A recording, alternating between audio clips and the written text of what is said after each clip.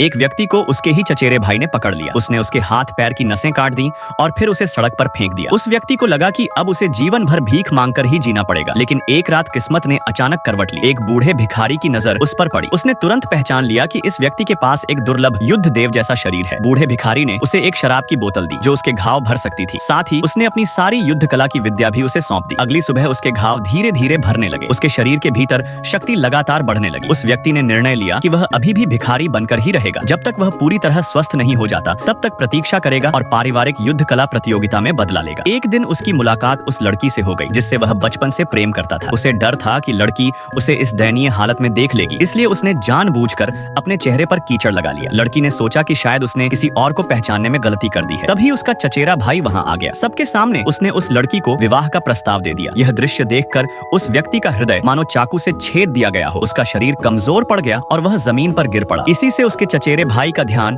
उस पर गया। चेहरे पर कीचड़ होने के कारण चचेरा भाई उसे पहचान नहीं सका। उसने कुत्तों का भोजन मंगवाया और उसे सबके सामने खाने का आदेश दिया ताकि लोगों का मनोरंजन हो सके। उस व्यक्ति ने यह अपमान सह लिया। मजबूरी में उसे भीड़ के सामने वही भोजन खाना पड़ा। यह देखकर सभी लोग हंसने लगे। इसके बाद उस व्यक्ति ने और भी कड़ी मेहनत से प्रशिक्षण किया। अंततः पारिवारिक युद्ध कला प्रतियोगिता के दिन वह पूरी तरह स्वस्थ हो चुका था। उसके भीतर इतनी शक्ति आ गई थी कि वह किसी को भी पराजित कर सकता था। वह सीधे प्रतियोगिता स्थल पर पहुंचा। उसका चचेरा भाई अब भी उसे कमजोर और असहाय समझ रहा था और सबके सामने उसका मजाक उड़ा रहा था। उस व्यक्ति ने अपना क्रोध दबाए रखा और कुछ नहीं बोला। प्रतियोगिता शुरू हुई। जो विजेता होता वही परिवार का उत्तराधिकारी बनता। चचेरा भाई मंच पर खड़ा होकर सबको चुनौती देने लगा। एक घमंडी युवक उससे लड़ने आगे आया लेकिन वह उसके सामने टिक नहीं सका और तुरंत हार गया। यह देखकर कोई और आगे आने का साहस नहीं कर पाया। तभी वह व्यक्ति खड़ा हुआ। सभी लोग उसे हैरानी से देखने लगे। उसने अपना सारा दबा हुआ क्रोध और पीड़ा उस युद्ध में झोंक दी और जो हुआ उसे देखकर सभी लोग पूरी तरह स्तब्ध रह गए।